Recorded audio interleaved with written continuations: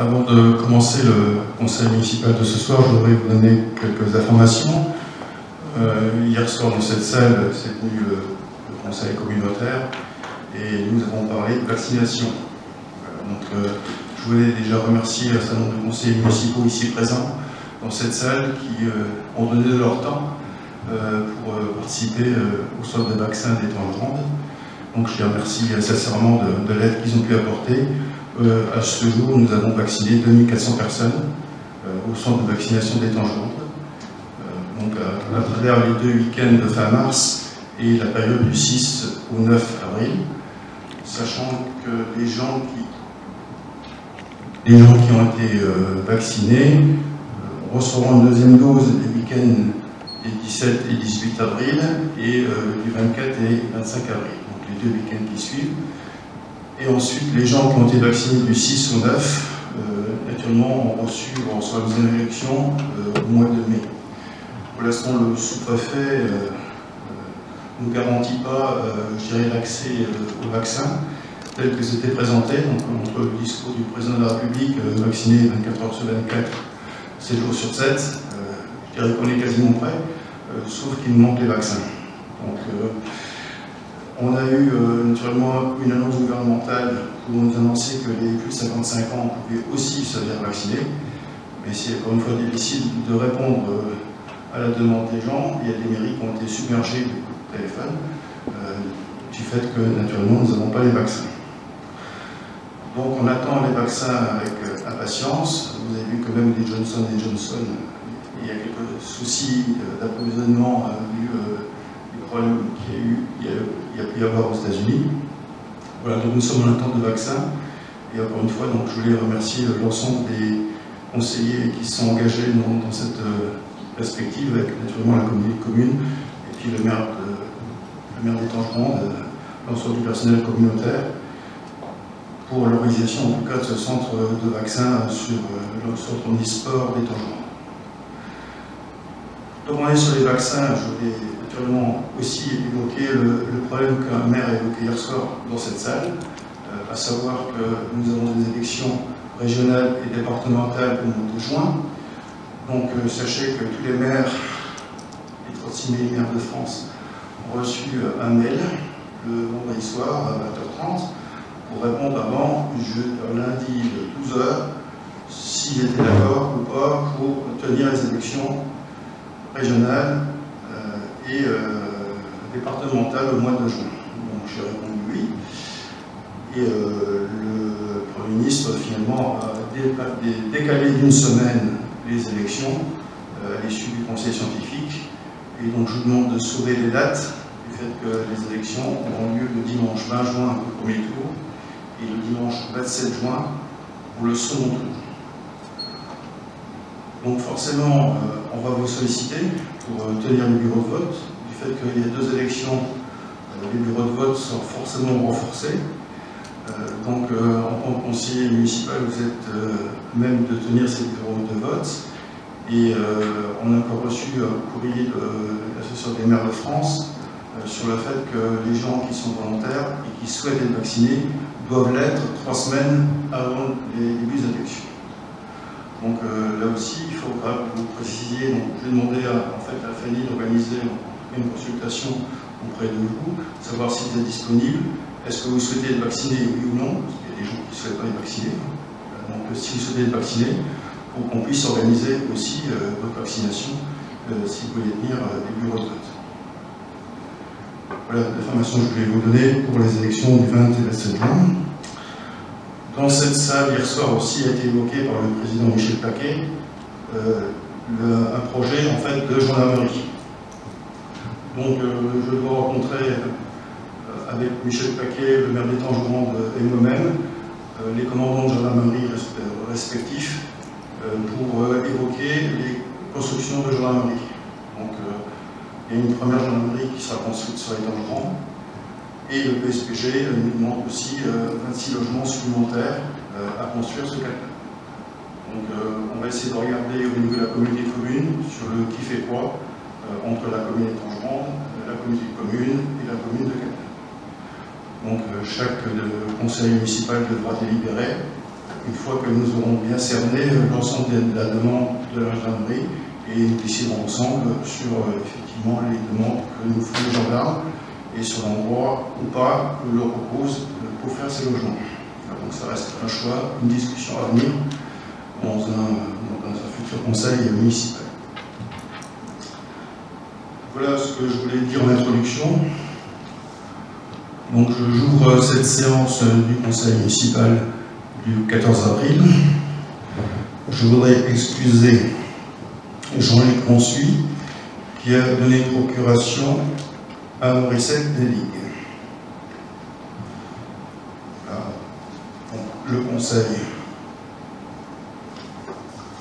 est quasiment complet et on peut probablement délibérer.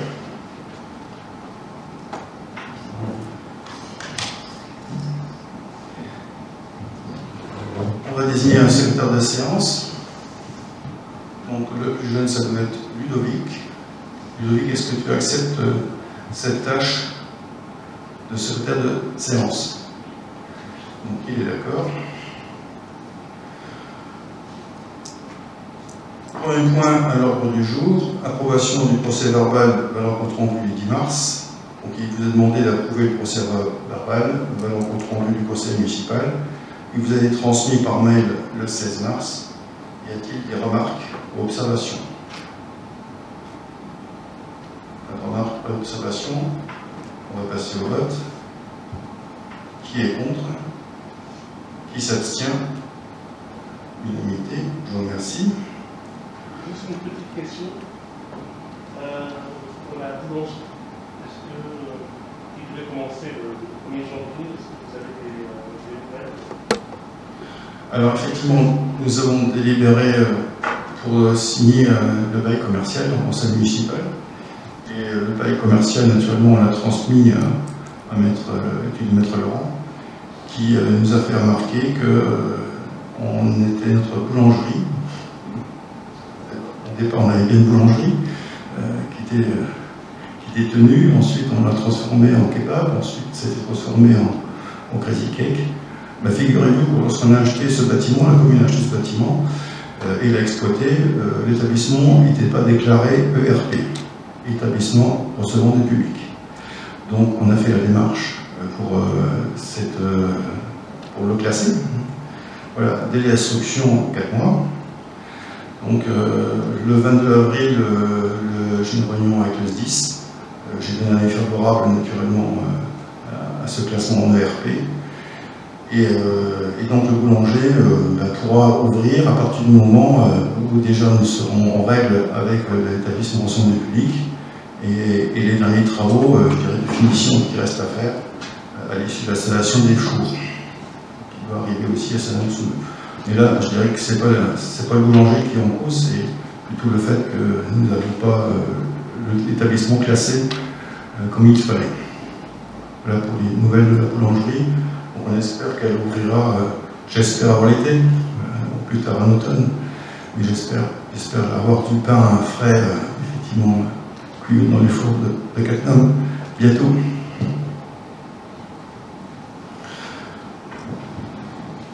Le point 2, relever des décisions prises par M. le maire. Donc vous avez le détail de l'ensemble des décisions qui ont été prises. Avez-vous des questions à poser? Oui. Question sur la taille des arbres qui est organisée. Je pense que est-ce que c'est terminé? Alors, effectivement, les travaux ont commencé et ils ont dû s'arrêter du fait qu'il y a un début de nidification, donc pour le respect des oiseaux. On pourra reprendre après la nidification au mois de septembre. Donc vous avez vu que le montant est de 16 420 € hors taxe, donc légèrement moins cher que l'abattage, mais forcément il va coûter encore du fait qu'il faudra revenir sur les arbres dans les prochaines années et suivre en tout cas l'évolution de ces arbres. Et donc il y aura une deuxième tentative à partir du mois de septembre après la nidification. Voilà pour répondre à votre question. Autre question? Très bien. Voilà, c'était simplement une présentation en tout cas des décisions que j'ai pu prendre. Le point 3 concerne la désignation de représentants au sein de la commission locale d'information. Considérant que la proposition de la commission locale d'information qu'on appelle la CLI a été créée en 1983 et elle doit être renouvelée en 2021. Donc cette commission locale d'information, je dirais, va évoluer dans sa composition du fait que jusqu'à présent, c'était les communes d'un rayon de 10 km qui étaient concernées, et depuis que le plan particulier d'intervention au PPI est passé à 20 km, maintenant on va agrandir le cercle des représentants au sein de la CLI, et donc hier soir, en conseil communautaire, on a dû supprimer un membre parce qu'on en avait trop par rapport aux ceux qui arrivent. Donc, il y a le conseiller de Roussy qui avait voulu s'écarter de ces commissions locales d'information. Donc on a une nouvelle proposition qui représente un représentant permanent de la commune de Cattenom en tant que commune accueilleur centrale sur son territoire. Donc j'ai toujours siégé à cette commission locale d'information et si vous voulez bien, je veux bien me représenter et continuer à travailler avec cette commission locale d'information sur la centrale.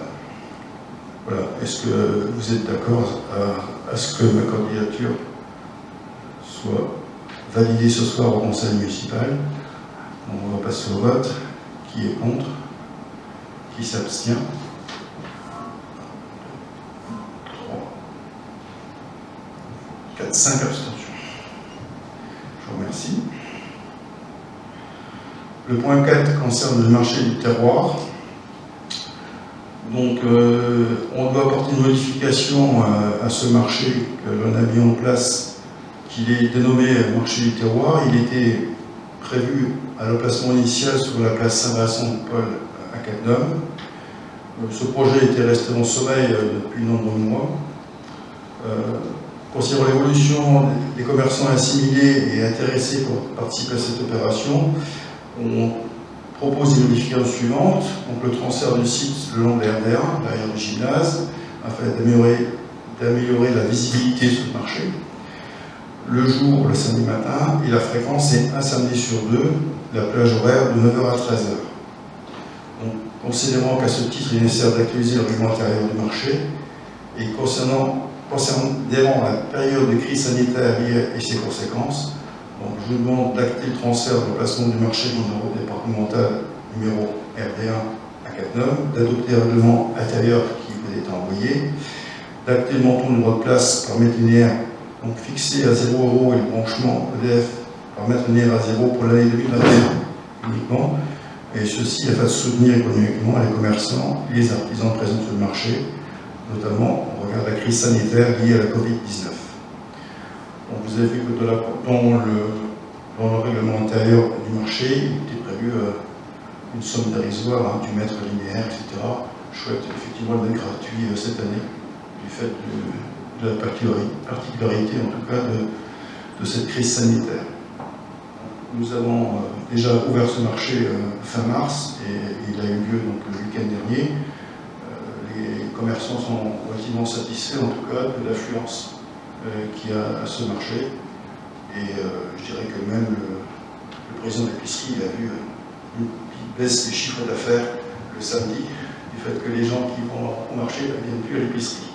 Donc voilà, donc il y a une petite affluence, mais en tout cas on peut le constater effectivement.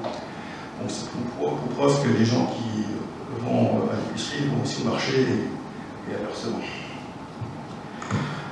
Donc, je vous invite donc à approuver ces modifications, si vous n'avez pas de questions. Oui. Encore en règlement intérieur, est-ce qu'on ne peut pas favoriser les producteurs locaux?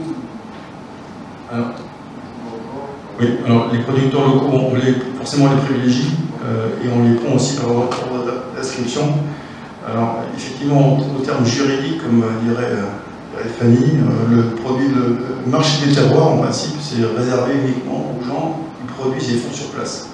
Voilà. Donc juridiquement, effectivement, le marché du terroir, le terme juridique est faux, mais néanmoins, on a reposé la question en relation des artisans commerçants qui viennent, commerce sédentaire, on leur a posé le marché de Cattenom, et ils ont tous demandé à ce qu'on garde le marché du terroir. Donc on a dans le règlement marqué marché ouvert, et forcément on a, vous avez vu dans le règlement on prend aussi par ordre d'inscription. Et par exemple ce qui s'est passé, je dirais, entre fin mars et le week-end dernier, on a eu forcément la crise sanitaire qui est venue s'inviter, et les gens qui vendaient du savon en fin mars, ils n'ont pas pu le faire samedi dernier du fait que ce n'est pas des produits de première nécessité. Et donc des trocs alimentaires. Voilà. Il n'y a que voilà, l'alimentation en fait, qui est privilégiée. On est obligé aussi de s'adapter, je dirais, par rapport à la crise sanitaire et aux dernières mesures gouvernementales qui arrivent. Et on a à peu près une dizaine de personnes qui sont intéressées pour venir en tout cas sur ce marché. L'artisan sera là dans 10 jours. Poulet rôti, pour ceux que ça intéresse. Alors, j'espère que c'est des poulets fermiers qui courent dans nos campagnes. Le mieux c'est de goûter, et vous allez voir et puis demander. Et puis ensuite, à vous d'apprécier si vous voulez décider d'acheter ou pas. Voilà, ça répond à votre question. De facto, le fait que ce soit des terroirs, on assure que ce sera. Non. Non. Non, parce que si vous prenez la fromagère de Zensich, le fromage il n'est pas fait sur place à Zensich, donc forcément le produit terroir c'est bon fait avec des produits locaux et transformé sur place. Si on prend la règle précise, voilà, c'est pas forcément si vous achetez une tome de Savoie, c'est une tome de Savoie, c'est la fabrication. Voilà. Voilà, ça répond à votre question. Oui, oui. Est-ce qu'on est obligé de laisser cette fréquence de 15 jours si on voit que ça fonctionne bien, si on demande des commerçants de vouloir le faire chaque semaine? C'est eux qui demandent. Donc ils font aussi les marchés ailleurs, où en fait ils assurent un roulement entre les différentes communes, et c'est eux qui ont demandé 15 jours. Donc après, si dans le règlement, juste peut-être laisser hebdomadaire, et puis à eux de faire. Enfin, je ne sais pas si ça va faire une problème.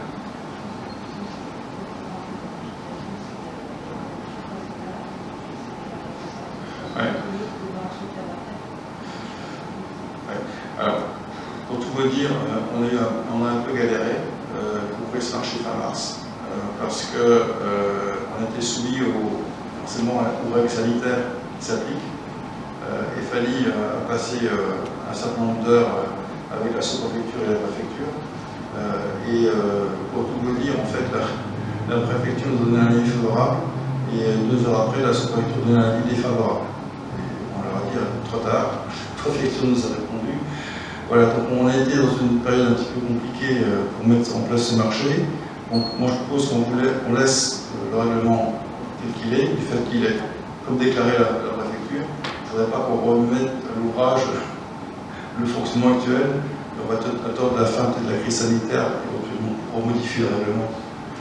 Et il serait obligé de se retrouver en porte-à-faux entre la sous-préfecture et la préfecture. D'autres remarques? D'autres interrogations? Bon, on va passer au vote. Qui s'abstient? Qui est contre? Unanime. Merci. Le point 5, convention de la mise à disposition d'équipements publics entre la commune et la région de gendarmerie Grand Est. Donc c'est un point qu'on avait ajourné dans les conseils municipaux. En fait, nous n'avions pas reçu cette convention.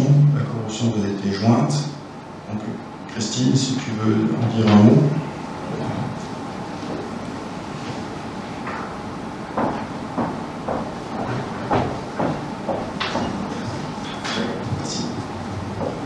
Ça marche.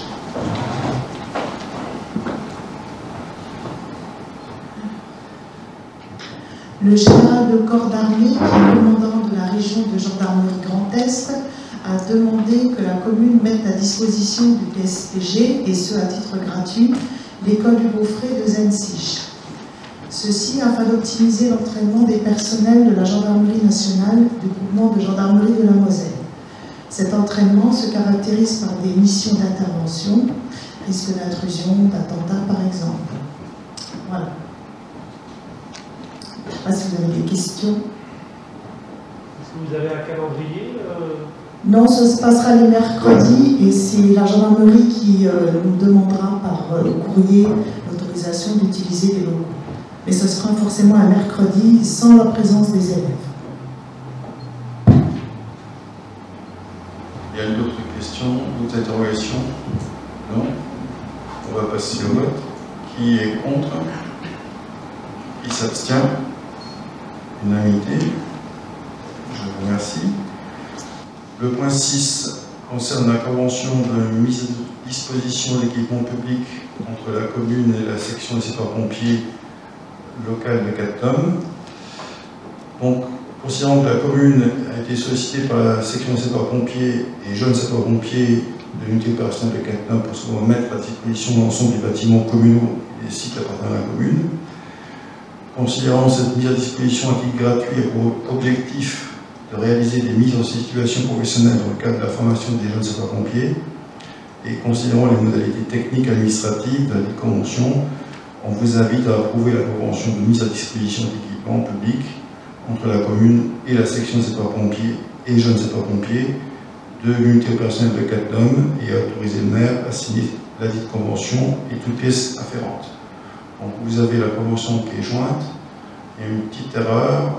Il faut remplacer espace Yves Dutheil par espace Victor Hugo, du fait qu'on autorise effectivement les pompiers à venir s'entraîner, notamment parce qu'il y a un ascenseur à la médiathèque qui permet en fait de pouvoir libérer une personne qui serait coincée dans la cabine. Donc je préfère qu'on mette l'espace médiathèque à disposition plutôt que la CLC qui n'a pas d'ascenseur en plus. Donc, il faut remplacer l'espace Yves Dutheil par l'espace Victor Hugo. Vous êtes d'accord? Des questions, des interrogations? On va passer au vote. Qui est contre? Qui s'abstient? Je vous remercie. Unanimité. Le point 7 concerne la convention Tréfond, le projet de construction de la SARL NACOFRA. Donc, on a eu un avis transmis le 13 avril sur l'estimation globale et forfaitaire des domaines, qui a été estimée à 12 432 €. Nous avons pris une délibération au conseil municipal le 5 décembre 2018 pour accepter la constitution d'une servitude par la commune au profit de la société Terralia Aménagement. Et vu le changement des parties au permis de construire, initialement délivré à la société Terralia Aménagement, et vu le permis d'aménager au nom de la société SARL NACOTRA, présenté par M. Claude Weber, au regard de ces éléments, donc il est nécessaire d'annuler la décision portant acceptation de la constitution de servitude au profit de la société Terralia, le permis d'aménager étant caduc au profit de la société SARL NACOFRA, en condition de la convention de constitution de servitude suivante. Donc je vous passe la désignation des biens, la section, les lieux dits et les surfaces. Vous avez la nature de la servitude, pour passer les gaines fluides et canalisation d'eau. L'indemnité, donc c'est l'estimation qui est faite par les domaines, comme je vous ai indiqué tout à l'heure, avec les conditions suspensives. Et vous avez donc en pièce jointe qui vous est envoyée l'avis du domaine et la convention. Et vous, des questions? Hervé?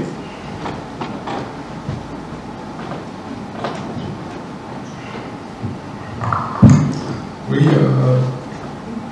Bernard, on en a parlé hier soir après le conseil communautaire. J'ai quelques questions sur ce sujet-là, parce que, en fin de compte, cette parcelle-là, j'ai un peu recherché hier soir, après notre discussion, on avait accepté de vendre cette parcelle-là le 4 novembre 2011, c'est-à-dire il y a un peu plus de 10 ans.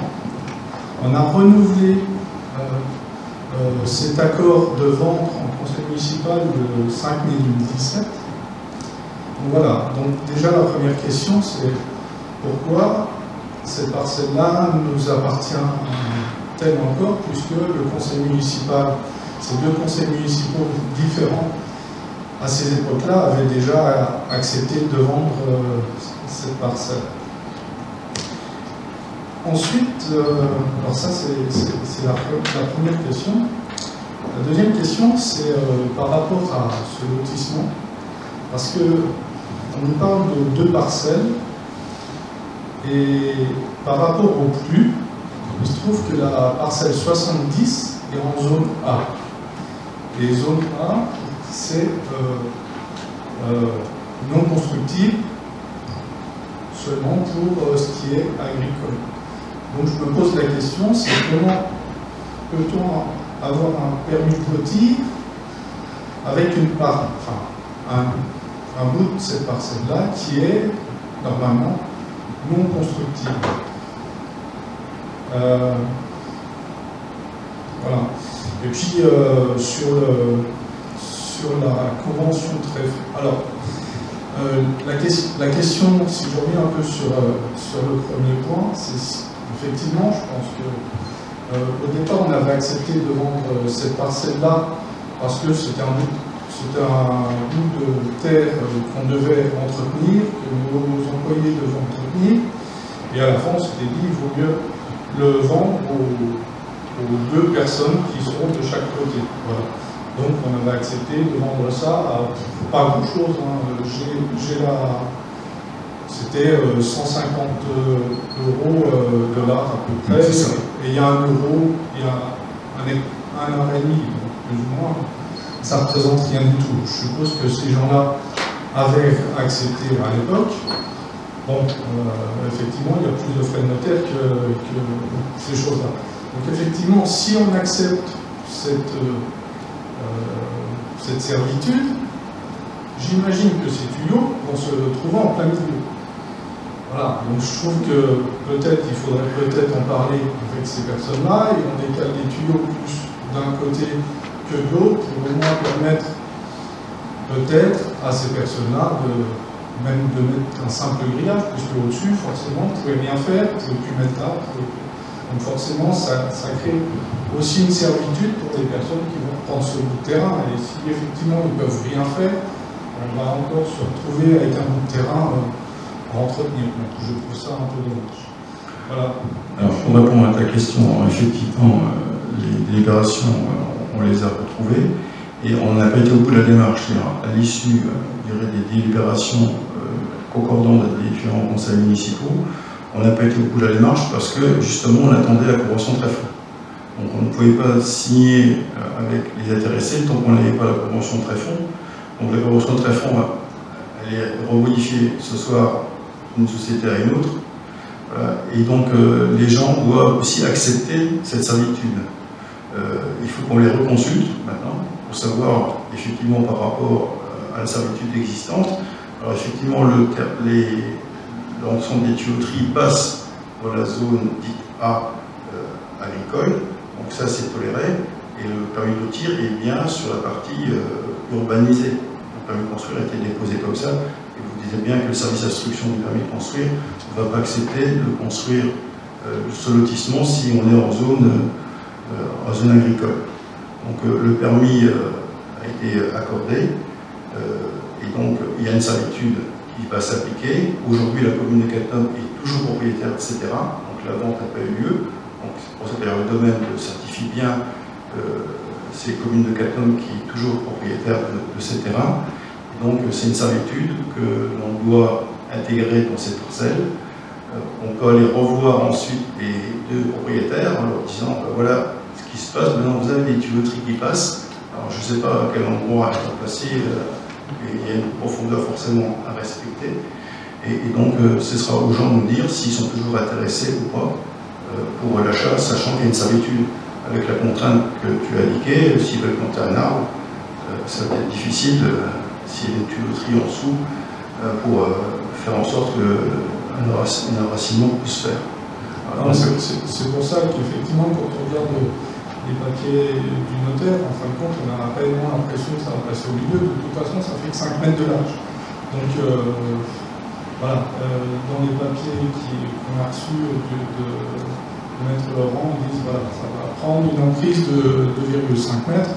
Donc voilà, il suffit peut-être de juste la coller plus d'un côté et de l'autre, au moins un des propriétaires aura la capacité à peut-être mettre un grillage. Voilà, c'était juste ces choses-là. Et par rapport à cette parcelle qui est non constructible, alors pourquoi l'inclure dans ce papier de notaire si ça ne fait pas partie de cette zone constructible?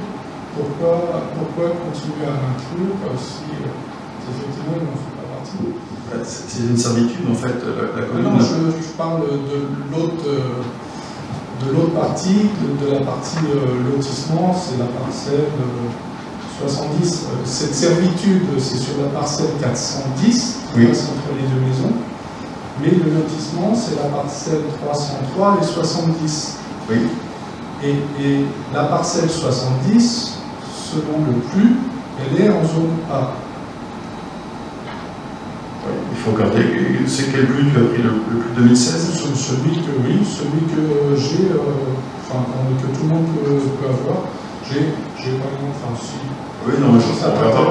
C'est juste on regarde pas. Et je trouve ça un peu drôle que cette parcelle-là, voilà. Et donc là, on est bien en zone A. Donc là, il y a la parcelle 330 et la parcelle 70 qui se trouve en zone A. Voilà. On vérifiera. Non, mais si la partie du terrain dans zone A, c'est-à-dire que la personne n'aura pas le droit de construire ici, dans cette zone-là. Donc, elle achète la parcelle, elle a une partie de sa parcelle qui ne sera pas constructible. Oui, bien sûr, j'ai vu les plans et ils veulent juste pour donner du terrain en plus à la maison. Voilà. Ils ne construisent pas, c'est pas piscinable, c'est pas pour un jardin, mais c'est pour donner un plus de jardin aux personnes. C'est ce qu'ils m'ont expliqué. Il y a plein de terrains à quelqu'un qui sont comme ça, ça va surtout sur la partie non constructive derrière. C'est ce qu'on voulait aussi, c'est qu'on ne voulait pas non plus que lorsque une servitude qui existe, on ne voulait pas non plus que les gens ensuite agrandissent la maison, on ne voulait pas non plus qu'ils construisent un garage, et donc on avait dit que ce sera uniquement pour faire un jardin. Voilà. Donc en fait, on se retrouve dans la même situation sur cette partie-là, sur le fait qu'effectivement on leur donne du terrain, mais ce terrain il n'est pas constructif, c'est uniquement pour faire du jardin.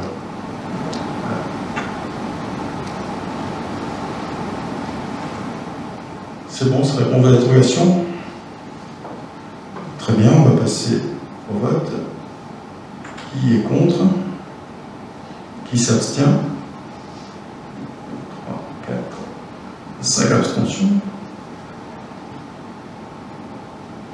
On peut accepter la majorité.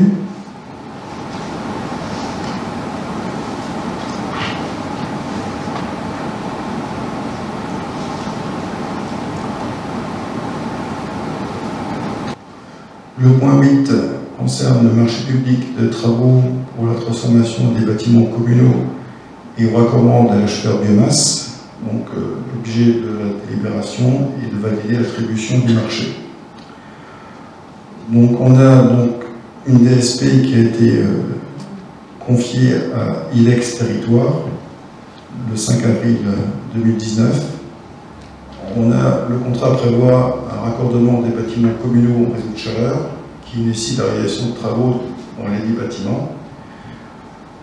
On a lancé une consultation pour un marché de travaux pour la transformation du mode de chauffage des bâtiments communaux, alloti de la façon suivante: lot 1 chauffage et lot 2 CES. Donc le plus gros lot étant la partie chauffage, le lot CES étant plus des travaux de peinture, plâtrerie. Donc, considérant que cette dernière a été transmise à la publication le 9 février, comme remise des candidatures des offres au 9 mars à 12 h, il y a 3 entreprises qui ont remis une offre: la société Bouche-Fraise, qui est située à Joueuses Arches, pour les lots 1 et 2, la société Lori SAS, qui est à Marly, pour les lots 1 et 2, et la société Virgilie, en Juillet, pour le lot 1. Donc, 'Bouche-Fraise' a déjà travaillé pour l'American Plum à l'American Plum. 'Lori SAS' a travaillé pour le lot 1 et 2, et la société Lori SAS a travaillé pour le lot 1. Donc, 'Bouche-Fraise' a déjà travaillé pour l'American Plum à l'American Plum. 'Lori SAS' a travaillé pour le lot 1 et 2, et la société Virgilie, en juillet, pour le lot 1. Donc, 'Bouche-Fraise' a déjà travaillé pour l'American Plum à l'American Plum. Et Laurie a déjà travaillé aussi pour le Catnum, pour le périscolaire. Considérant que le marché maîtrise d'œuvre passé entre la commune et le bureau d'études Tech Fluide, 4 rue de Coinville à Saint-Péry-aux-Chênes, qui est représenté par M. Nicaès, prévoit l'assistance pour la passation des contrats de travaux et la réalisation de la liste des candidatures et des offres. Considérant qu'à l'ouverture des plis a été constaté que l'offre de la société Virginie était incomplète et avait déclaré irrégulière.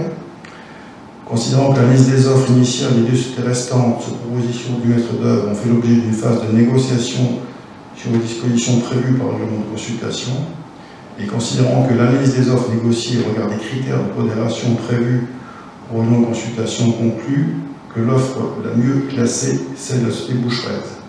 Donc pour le lot 1, pour un montant de base de 925 977 € et un montant option de 22 350 €. Alors l'option, en fait, elle est liée au fait que certains bâtiments sont soumis à recherche d'amiante. Et donc, en fonction des résultats que l'on a, on va devoir mettre un chantier amiante ou pas. Pour le lot 2, un montant de base de 101 986,30 € et un montant option de 5 824,50 €. Étant précisé que techniquement les deux sociétés sont équivalentes et répondent chacune d'elles à l'ensemble des prescriptions du CCTP. Et considérant qu'en procédure adaptée, la commission d'appel d'offres n'est pas obligatoire, néanmoins j'ai décidé de la réunir. Donc on a fait cette commission le 31 mars, on présente la maîtrise d'œuvre pour présenter les rapports et l'analyse des offres. Et vu l'avis favorable de la commission d'appel d'offres du 31 mars, le conseil municipal a invité à attribuer le marché public de travaux pour la transformation des bâtiments communaux au raccordement de la biomasse, pour l'eau 1 à la chauffage à la société Boucheresse, pour un montant de 22 350 € hors taxe sur la partie option et la base à 925 917 €, et le lot 2 à la société Boucheresse également, pour un montant de 100 986,30 € et un montant option de 5 824,50 €. Et m'autoriser à signer le marché pour la transformation des bâtiments communaux à commande de chaudière biomasse. Avez-vous des questions? Oui. Question qui est un petit peu indirecte par rapport au marché, mais qui est venu quand même à Chauffy, à savoir que dans le budget, je n'ai pas vu de prévision de travaux d'isolation, renforcement d'isolation des bâtiments. Ils ont dit par exemple, le casino a raccordé à la chaudière biomasse. Ce bâtiment, c'est une vraie passoire énergétique. Est-ce qu'il y a une prévision de travaux qui va être fait sur des bâtiments toujours? Je sais que ça va être fait sur le gymnase, mais sur le casino et les contenus, par exemple. Alors, on a. Alors, pour répondre au casino, en fait, on a fait des travaux relativement conséquents dans ce casino et on a une pompe à chaleur. Et donc pourquoi on va alimenter le casino par une pompe à chaleur, enfin par le biomasse? C'est parce que dès que la température hivernale arrive à -8, -9, voire -15, le COP de la pompe à chaleur diminue fortement et donc on ne chauffe plus. Donc l'idée était de venir renforcer la pompe à chaleur existante par un apport d'énergie de la biomasse pour chauffer le casino, notamment sur la partie hivernale, notamment lorsque les températures sont négatives. Alors, ce casino a fait l'objet d'une rénovation complète en 2 tranches il y a quelques années, donc le bâtiment a été isolé. On a même refait une étude de sonorisation dernièrement dans cette salle pour savoir comment améliorer la sonorisation et j'espère qu'on aura un meilleur son dans quelques mois, après le vote des budgets conséquents.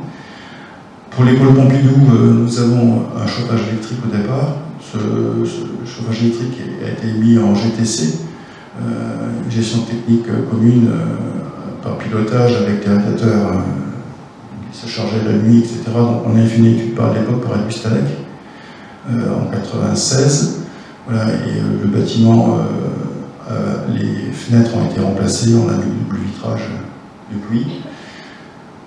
Voilà. Voilà, donc pour le gymnase, effectivement, on a fait une étude thermique sur le gymnase.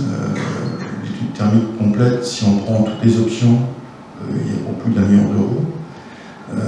Donc on a effectivement un gymnase qui, elle, on ne sait pas, pour moi la plus grosse passoire, c'est plutôt la bulle gonflable qui est au tennis, qui est plus une passoire.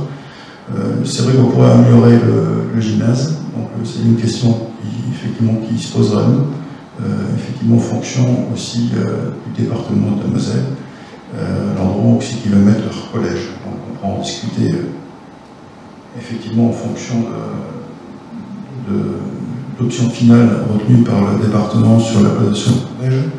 On doit rencontrer les services, en tout cas du département, dans les prochaines semaines pour nous présenter leur projet. Donc le gymnase, on se pose la question si on fera l'isolation ou pas en fonction de l'implantation du collège. Sur les autres bâtiments, le Capton de l'Azurculture, là aussi c'est un bâtiment qui était chauffé d'électricité avant, il a été rénové complètement. Donc il y a des isolations liées au fait que le bâtiment était au chauffage électrique avant, et là il va passer par la biomasse. La médiathèque, c'est un chauffage au fioul, c'est un bâtiment aussi qui a été rénové complètement. Et là, on ne fait que remplacer la chaudière fioul par un échangeur de chaleur. L'école Victor Hugo a été complètement isolée extérieurement. On remplace la chaudière fioul et on avait aussi refait l'isolation du toit de cette école. Voilà. Donc on avait fait aussi l'école champêtre en isolation extérieure, mais on n'a pas levé l'option d'alimenter la résidence de l'école maternelle par la biomasse, du fait que ça coûtait trop cher sur le tirage des tuyauteries pour quelques particuliers qui se raccordaient, donc l'investissement ne valait pas la peine. Voilà, donc là ce que je peux vous dire en tout cas et on souhaite naturellement continuer à faire des études thermiques. On a fait des études thermiques, je dirais, sur les bâtiments les plus énergivores. Donc on a fait par exemple le presbytère. Malgré qu'il avait été rénové en 80, on avait refait une étude thermique, on avait effectivement refait l'isolation. Voilà, donc on a une poursuite dans le cadre de la commission développement durable, je dirais aussi du travail à faire sur le reste des bâtiments, mais on a privilégié au départ des bâtiments les plus énergivores. Et donc on va descendre au fur et à mesure sur l'ensemble des bâtiments pour faire des économies forcément d'énergie.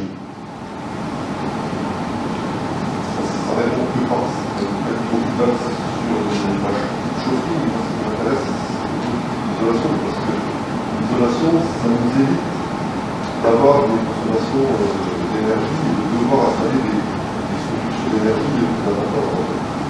Ce bâtiment-là, je me souviens très bien parce que j'étais, en tant qu'étudiant, je travaillais avec une architecture qui a fait la rénovation et 2 phases, la cuisine et la salle. J'ai fait une thermographie l'année dernière des châssis. C'est une catastrophe. C'est une catastrophe thermique. On voit vraiment l'électrification, pareil pour l'école à côté. C'est vraiment, on voit vraiment l'ossature du bâtiment qui ressort en termes de graphique.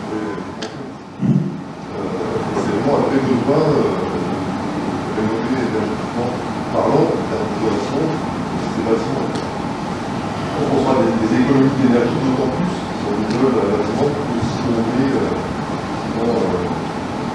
la chaleur ou quelque chose derrière. Je ne suis pas fermé au fait qu'il faudra qu'on travaille sur les bâtiments et refaire des thermographies et continuer à améliorer le bâtiment. Voilà, on a 32 bâtiments communaux, on ne pourra pas non plus les faire tous en même temps, donc il y a des priorités à donner. Et effectivement, il faudra qu'on regarde sur s'il y a des thermographies, naturellement je suis preneur, et on peut effectivement, si on peut éviter de gaspiller l'énergie, je suis le premier satisfait. Je rebondis juste sur cette histoire-là. Hier soir, on a parlé de plan de relance, de l'État, la communauté de communes a embauché un chargé de mission. Donc, chargé de mission qui l'État, je crois, a mis plus de 100 milliards d'euros, oui, l'État. Notamment pour tout ce qui est informatique, tout ce qui est sécurité, et notamment tout ce qui est énergie. Je pense qu'il faudra peut-être se rapprocher de ces personnes-là, peut-être lancer un projet qui va être peut-être subventionné, qui va de 50 ou 50%. Oui, ça fait partie effectivement dans le plan de relance, il y a des conditions pour être éligible. On peut effectivement lancer cette opération dans le cadre du plan de relance, il y a des conditions, je regarde, assez strictes pour y bénéficier, mais pourquoi pas. Naturellement, si on peut bénéficier de subventions, il faut en profiter. D'autres questions? On va passer au vote. Qui est contre? Qui s'abstient? 3, 4, 5, 6 abstentions. Je vous remercie. Carte scolaire. Pour les écoles maternelles et élémentaires à Cattenom-Usange-Lensich. Je passe la parole à notre adjointe aux affaires scolaires, Christine Acker. Alors, d'après le Code de l'éducation, le conseil municipal est compétent pour définir la carte scolaire. À ce titre, la commune a la responsabilité de définir le périmètre de chacune des écoles maternelles et élémentaires. Les élèves du premier degré des écoles publiques de Cattenom sont scolarisés en fonction de leur adresse. Les évolutions démographiques et urbaines nécessitent une analyse constante et des ajustements réguliers de cette carte scolaire, afin de garantir de bonnes conditions d'accueil pour les enfants, en veillant à l'adéquation entre les effectifs et la capacité d'accueil des locaux scolaires. Au regard des évolutions liées au renouvellement des populations sur le secteur de Cattenom-Lensich et sur le secteur de Cattenom-Usange, une réflexion s'est portée cette année sur ces deux secteurs.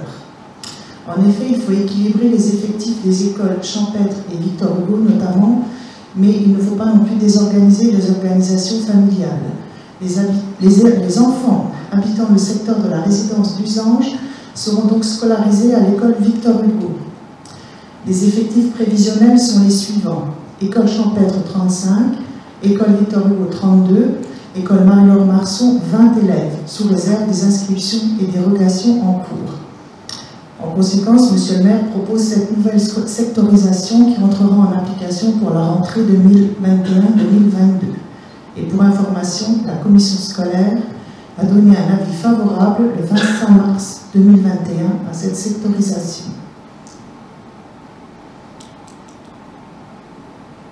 Très bien. Des questions? Interrogations?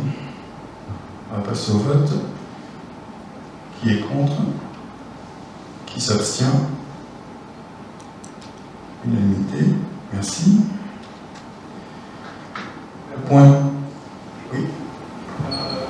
Quand on est dans le scolaire, je voulais revenir peut-être aussi sur le point qu'on a abordé hier en conseil communautaire, du fait que la communauté de communes se désengage du périscolaire, extrascolaire, oui, déplacement.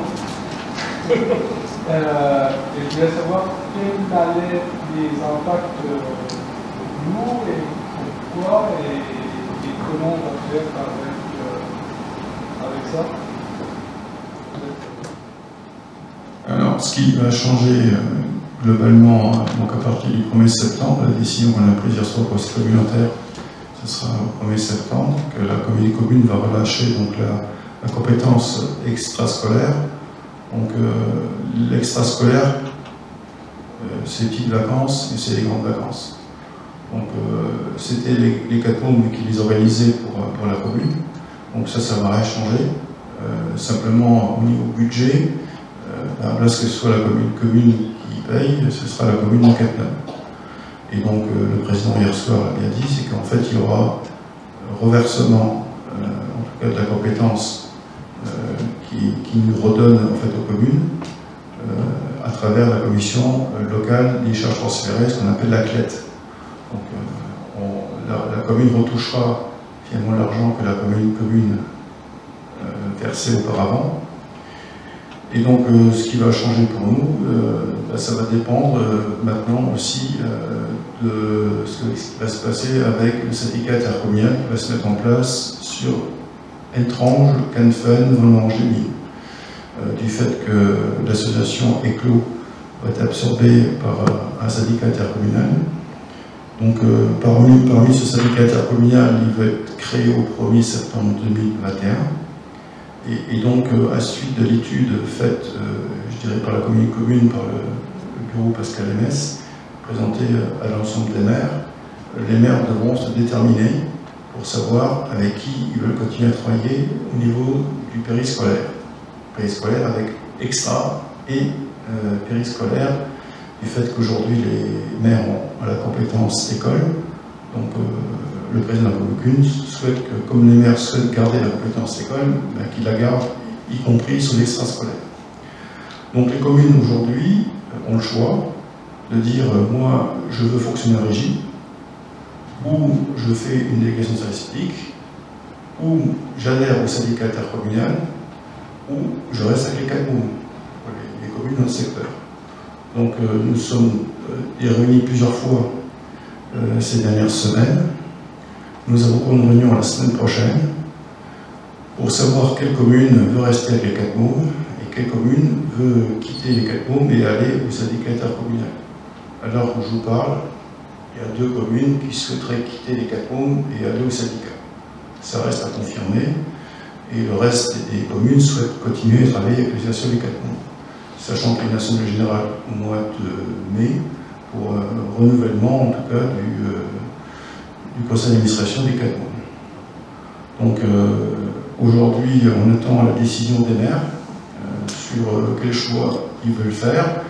Et ensuite, il faudra organiser en tout cas à la fois le périscolaire, les mercredis éducatifs. Nous, on a un club ado, on est à peu près les seuls à le financer sur les 20 communes, et naturellement l'extrascolaire.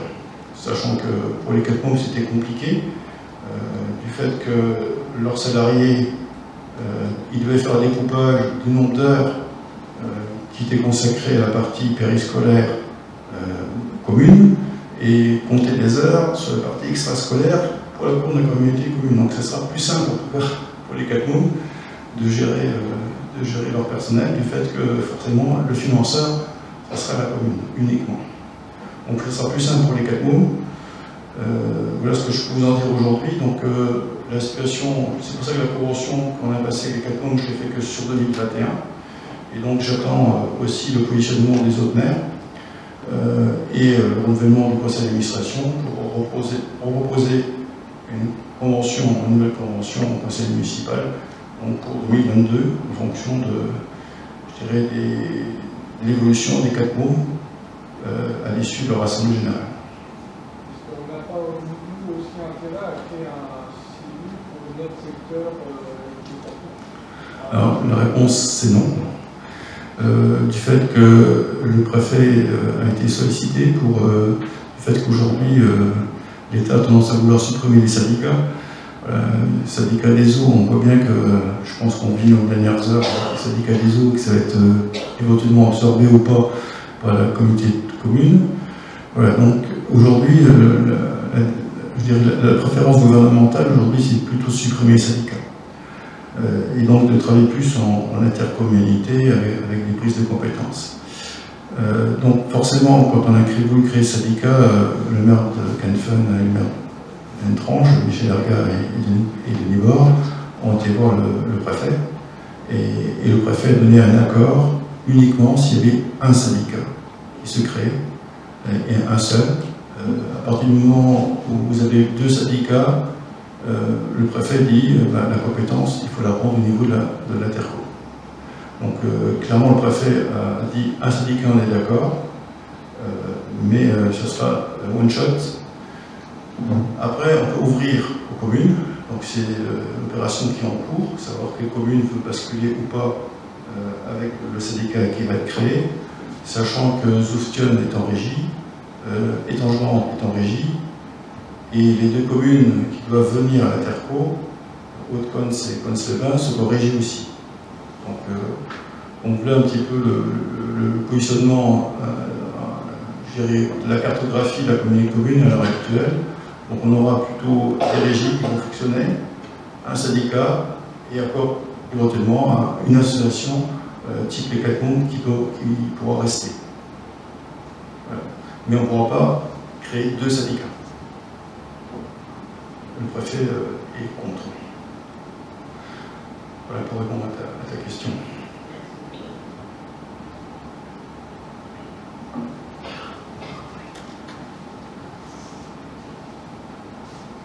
On était toujours sur la carte scolaire, on l'avait approuvé. Voilà, on avait passé donc au point 10. On va pour l'activité 2020 de la SODEVAM. Donc j'ai pas souhaité faire venir M. Munier de la SODEVAM du fait qu'il nous a présenté le CRAC 2019 au 1er septembre 2020 au conseil municipal. Donc vous avez le CRAC qui vous a été envoyé. Est-ce que vous avez des questions et des interrogations? Oui. Dans l'annexe du CRAC, au tableau à la ligne 150, qui est les frais d'opération, j'ai noté que à la fin, on avait 3 fois 3 000 € de revenus et dans les lignes en dessous, on avait seulement 2 fois 1 000 €. Je pense qu'il y avait avoir une erreur dans le tableau ou dans le bilan hors taxe, c'est ça? Dans le bilan? Oui. Sur la ligne 150, sur les frais d'opération?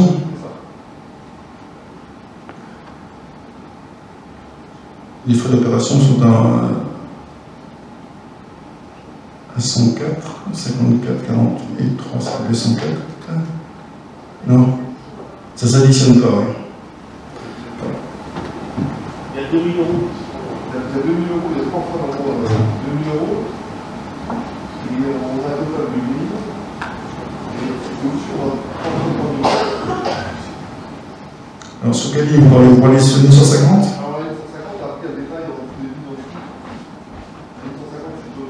Oui. Et si on regarde les lignes en dessous, oui.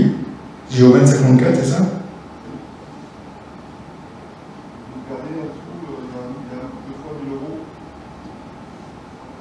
Ah oui, 2 fois 1 000 € sur le total de l'année. Et ça fait 3 000.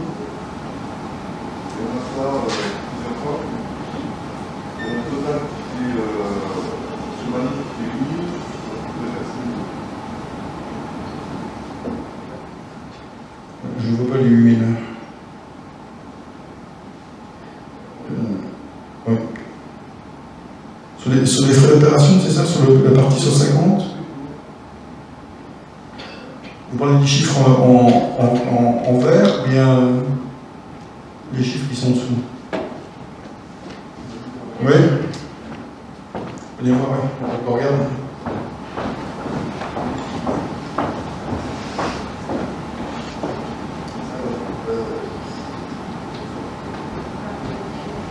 Si on additionne ça avec 3 fois ça fait régime. 3 fois 2, ça fait régime. Pour ici, on a 1, 1, 1, sur le bord en 2, 2,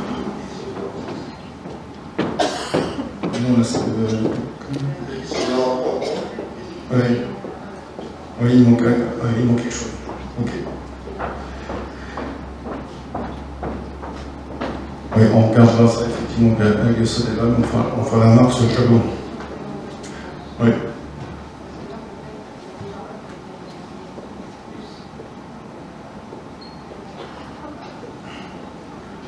Bon, on aura des explications à la SODEVAM sur le tableau Excel, comme ils l'ont présenté. J'avais une question, c'était au jour d'aujourd'hui, on se rend compte que ça rend compte avec les gens qui ont des écoles de proximité, de projet des manuels positionnés auxquels peut mettre l'école. Dans le CRAC, il y a une option de faire une DP, c'est-à-dire une position de spécialité l'expropriation des personnes qui ne voudraient pas l'entendre. Aujourd'hui, on a à peu près un terrain de football tous les 5 minutes qui sont bétonnés. Est-ce que ce projet a encore du sens aujourd'hui? Est-ce qu'il ne faudrait pas qu'on propose une réunion à la commission d'urbanisme et du PLU de travailler sur le projet? Certes, on peut avoir plus de monde sur personne, mais par contre, on peut améliorer le PLU pour que la ville se reconstruise sur elle-même et qu'elle évite de s'étendre sur les gens. Est-ce que ce projet a encore du sens aujourd'hui? Alors, le projet, il doit forcément être discuté voilà, du fait que, comme vous avez dit en préambule, on a un projet de gendarmerie. Donc, première question, c'est du conseil municipal, est-ce qu'on fait ou pas déjà la gendarmerie? Donc, en fonction de la réponse, donc c'est quoi la même? Est-ce que la met la zone d'Anubia ou pas? Donc, c'est une vraie question et il faut qu'on y réponde. Et il faut effectivement qu'on rediscute effectivement de cette zone des Danubiens. Je suis prêt à effectivement en discuter et en débattre à l'issue, je dirais, de la rencontre que je vais avoir avec les gendarmes pour effectivement décider une bonne fois pour toutes qu'est-ce qu'on fait avec cette zone. Du fait qu'il y a certains propriétaires qui sont d'accord pour vendre, d'autres qui ne le sont pas. Donc on attend aussi le positionnement du département sur la reconstruction du collège. Donc en fait, on voit bien que dans les prochains mois, en fonction de la réponse de la gendarmerie, de la réponse du département, il faudra que nous, commune de Cattenom, on se positionne. Alors, pour rien vous cacher, le plan d'occupation des sols, le POS, quand on avait élaboré en 1995, on souhaitait relier Cattenom et Zensich. Et donc, toute la bande de terre entre Cattenom et Zensich, entre la zone des Tanneurs jusqu'à Zensich, c'était constructible. Donc ça, c'était la volonté du plan d'occupation des sols en 1995. Quand on a transformé en plus, on nous a dit, attendez, vous avez une zone de PRI, risque inondation, vous avez la descente du trop-plein du lac du Mergenbach, donc il y a une zone de protection de chaque côté. Vous avez la RTA, donc le Bois du Pont, vous devez vous désoigner Tournêtre. Donc en fait, la zone qui était prévue à la construction, je dirais, entre Cattenom et Zensich, s'est réduite à coup de chagrin. Et on est arrivé aujourd'hui à un petit peu la zone de Danubia. Et donc, l'autorité de sûreté nucléaire, dans la création de la ZAC, nous autorise 300 habitants de plus. Aujourd'hui, on a 2700 habitants. Et l'autorité de sûreté nucléaire nous autorise 300 habitants de plus. Donc, on finirait à Cattenom, tant que la centrale existe, du fait des rayons de 2 km, à 3000 habitants.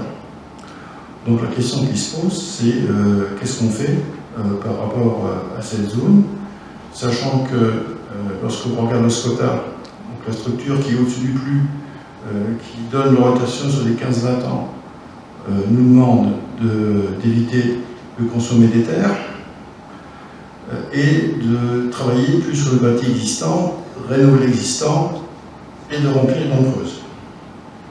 Alors, ça c'est la volonté du SCOTA, et l'autorité de sûreté nucléaire nous interdit de remplir les dents creuses. Donc on est, je dirais encore une fois, opposés. D'un côté, on nous demande de ne pas consommer de terre, et d'un autre côté, l'autorité de sûreté nucléaire nous impose de ne pas construire sur les parties qui pourraient être constructibles, et on pourrait, par exemple, entre Ussange et Cattenom, on a plein de terrains, quand on quitte Cattenom pour aller sur Thionville, sur la bande droite, on a des terrains qui seraient constructibles dans des dents creuses, et naturellement l'autorité de sûreté nucléaire ne souhaite pas qu'on construise. Donc là, un petit peu la vraisemblance des faits aujourd'hui. Donc, j'ai demandé à rencontrer la direction départementale du territoire, j'ai demandé à rencontrer le préfet vis-à-vis du fait que le nouveau pont qui relie maintenant Cattenom avec Félix-Macaire permet un passage à 2 fois 2 voies, enfin 2 voies de chaque côté, donc une évacuation possible de la commune plus rapide en cas d'accident nucléaire, et donc de revoir un petit peu la prescription dans ce domaine pour qu'effectivement on ait une visibilité, nous, conseil municipal, sur ce qu'on peut faire et pas faire. À la fois respectant le SCOT et à la fois la position que l'ASN nous impose mais qui est encore une fois soumis au préfet. Donc c'est pour ça que je souhaite mettre le préfet dans la danse, pour qu'effectivement on puisse discuter autour d'une table sur ce qu'on veut faire et donc donner une visibilité. Sachant qu'au niveau du SCOTA, là aussi on a des impositions. Au niveau de la commune, des 20 communes, on a droit à une consommation de 130 hectares. Donc, et on a une répartition sur l'ensemble des 20 communes. Donc on a 3 communes, pour les citer, donc Étangeland, Angevine et Cattenom. Nous avons droit à une consommation de 12 hectares. Donc ça, c'est ce qui est écrit dans ce quota, et on a le droit jusqu'à 12 hectares. Je sais que Angevine les fera largement, et Étangeland les fera largement. Moi, je ne suis pas sûr aujourd'hui que Cattenom pourra consommer les 12 hectares en droit du fait de la position de l'autorité de sûreté nucléaire. Donc là aussi, je ne voudrais pas non plus privilégier, faire en sorte que nous, les conseils municipaux qui nous suivront, puissent aussi avoir la main sur l'organisation future de Cattenom. Donc c'est aujourd'hui que ça se décide un peu pour qu'effectivement on ait une vision au-delà de 2026, pour aller, je crois, en 2040, pour qu'effectivement nos successeurs puissent exploiter aussi, je dirais, les terrains communaux en toute bonne intelligence et pas non plus sacrifier 12 hectares. On a le droit, parce qu'un jour forcément la centrale va s'arrêter, et donc il faut regarder au-delà, je dirais, de nos mandats et prévoir aussi l'avenir sur l'organisation future de Cattenom. Donc c'est un vrai enjeu de territoire qu'il faut qu'on défende. Et une première réflexion, c'est savoir déjà qu'est-ce qu'on fait, nous, durant notre mandat, sur effectivement l'évolution qu'on souhaite donner dans notre mandat actuel, sur l'évolution de la zone en fonction de toutes ces contraintes que je vous ai indiquées. Donc c'est un vrai enjeu de territoire qu'il faut qu'on discute pour effectivement, je vais faire en sorte que Cattenom a la place qu'il mérite. Je crois que j'ai répondu à votre interrogation, mais c'est un vrai challenge qu'on a devant nous en fonction des orientations aussi qui nous sont imposées, puis aussi la volonté aussi du département et de la gendarmerie, et c'est à nous de répondre, en tout cas à cette interrogation. Donc c'est pour ça que le CRAC, j'ai pris en compte votre demande, on demande à la SODEA d'avoir le tableau Excel et l'explication des chiffres, mais on discutera forcément de cette zone, et ce que je ne souhaite pas non plus, c'est que si on abandonne cette zone, en fonction du classement du PLU, qu'un promoteur privé vienne s'installer et nous plombe un petit peu, nous plombe les choses. Donc il faut qu'on fasse attention sur la gestion de nos terres, et éviter qu'un promoteur immobilier vienne aussi nous mettre entre guillemets la zoubida sur cette zone. Donc il faut qu'on travaille effectivement intelligemment. Là, effectivement, la consommation de cette zone, on va avoir pas mal, c'est-à-dire sur la ville, sur les terrains qui existent dans la ville, peut-être mettre des tensions sur certains terrains encadrants, pour nous aussi, c'est effectivement favoriser le développement à l'intérieur de la ville de l'extérieur. Alors, c'est le travail sur le PLU. Le PLU de Cattenom, pas mal de points qui empêchent ce type de développement et d'aller de se porter sur la tête. Alors, on a notre prévention, la commune la possède sur la zone artisanale, et nous, commune, on l'a sur la partie habitation. Donc, on est effectivement soumis à chaque fois qu'il y a une vente, on est à peu près interrogé par le notaire sur est-ce que la commune souhaite préempter ou pas. Donc on a cette vision-là, mais encore une fois, je pense que le plus, il faudra qu'on le fasse évoluer, du fait que le SCOTA, lui, a été revu avec l'adhésion de Bouzonville au SCOTA, et donc on doit se remettre en conformité, le plus de se remettre en conformité avec le nouveau SCOTA dans un délai de 3 ans. Donc là, on arrive à la première année, donc il faudra qu'on rediscute du plus et de l'ensemble de nos zones. Voilà, donc je pense que la commission du plus est bien adaptée, en tout cas, à cet échange. Et le projet gendarmerie peut avoir une influence sur les décisions ou pas? Alors, la gendarmerie, clairement, le PSPG aujourd'hui de Cattenom, il comporte 59 gendarmes. Aujourd'hui, la commune a construit 18 gendarmes, enfin 18 logements pour les gendarmes. Donc ça, c'était à l'époque, on avait le PSIG, le temps de surveillance et d'intervention de la gendarmerie, donc 18 gendarmes, ça correspondait à l'effectif. Donc le conseil municipal a construit la gendarmerie avec les bâtiments annexes. Le PSPG est passé à 59 gendarmes. Donc en principe, les gendarmes, on devrait en avoir 52. Un site 4 tranches à 52 gendarmes, un site 2 tranches à la moitié de gendarmes en PSPG. Le temps de surveillance de la gendarmerie est mis en place et payé par EDF pour assurer la surveillance du site 24 heures sur 24. Donc aujourd'hui, les gendarmes sont là, ils sont logés à la longue actuelle avec 18 logements et ils en demandent 26 de plus. Voilà, donc c'est ça qu'il faut qu'on discute, sachant qu'on peut reconstruire une gendarmerie complète. Mais si on reconstruit une gendarmerie complète, la commune n'a pas le pouvoir pour le faire, il faut passer par un bailleur social. Donc là, les questions qui se posent, je dirais par rapport à la vente de la gendarmerie, et ensuite à nous de décider qu'est-ce qu'on fait et qu'est-ce qu'on répond. Donc là un petit peu le niveau gendarmerie pour Cattenom, le problème tel qu'il se pose aujourd'hui. Et il faut qu'on réponde par oui ou par non. Est-ce qu'on fait, est-ce qu'on ne fait pas? Voilà, c'est une vraie question et il faudrait y répondre. Je ne sais pas si j'ai été clair.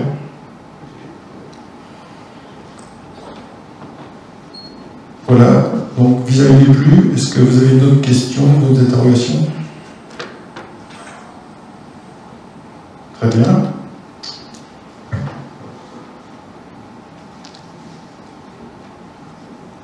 Oui, donc, moyennant la prise en compte de la remarque de M. Angeleski, donc on va demander à la CDM de revoir leur tableau et donner les explications. Donc, il s'agit de prendre en compte la remarque et on va leur demander. On va passer au vote de ce crack. Alors, qui est contre?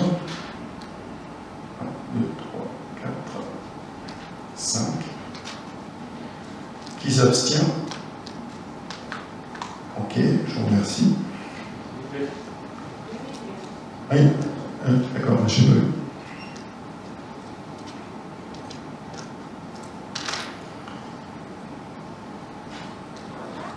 Le point 11 concerne les votes des taxes communales.